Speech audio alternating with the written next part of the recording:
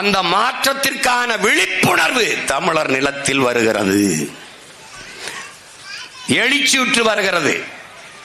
உலகெங்கிலும் 13 கோடி தமிழ் தேசிய மக்கள், உலகின் மூத்த குடி, ஆதிக்குடி தமிழ்குடி, கலை, இலக்கியம், பண்பாடு, வேளாண்மை, நாகரிகம் எல்லாவற்றிலும் சிறந்து விளங்கிய ஒரு மூத்த இனம்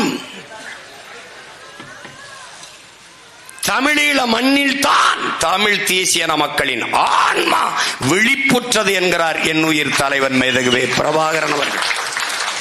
என் ஆன்மா, நாம் அடிமைப்பட்டு கிடக்கிறோம், அதிலும் அடிமைப்பட்டு கிடக்கிறோம் என்பதை அறியாது கிடக்கிறோம். நாம் அடிமை என்பதை உணர்ந்து தெளிந்து அன்னை தமிழ் சமூகத்தின் அடிமை விலங்கை உடைத்து எறிந்து மற்ற மொழிவழி தேசிய இனங்களைப் போல உரிமை பெற்று பெருமையோடு உயர்ந்து சிறந்து வாழ தமிழ் தேசிய மக்களுக்கென்று ஒரு தேசம் தேவை என்ற ஆன்ம விழிப்புணர்வு, விடுதலை தாகம், சுதந்திர பெரும்பற்று தமிழீழ மண்ணில் தான் தோன்றியது.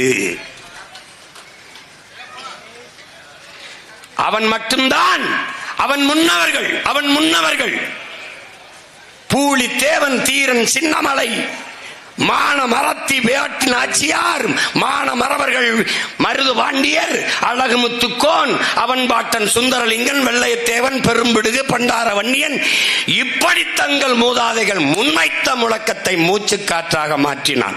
என்னது? அடிமை வாழ்வினும் உரிமை சாவு மேலானது, சரணடைந்து வாழ்வதிலும் சண்டையிட்டு சாவது மேலானது, என் உயிரினும் மேலானது என் உரிமை. உயிரை இழக்கலாம், உரிமையை இழக்க கூடாது. அந்த விழிப்புணர்வுதான் விடுதலையின் முதல் படி என்கிறான் நம்முடைய தலைவன் மேதகுவே பிரபாகரன் அவர்கள். அந்த விழிப்புணர்வு அன்பு உடன் பிறந்தார்களே, அருமை பெற்றோர்களே, தமிழக தாயகத்திலே, தமிழர் நிலத்திலே இன்று தமிழ் இளம் தலைமுறையிடத்திலே ஆன்மா விழிப்புற்று எழுகிறது. அடிமை நிலையில் இருந்து விடுதலை, இழந்த உரிமையை மீட்கிற போராட்டங்கள் என்று பல தளங்கள்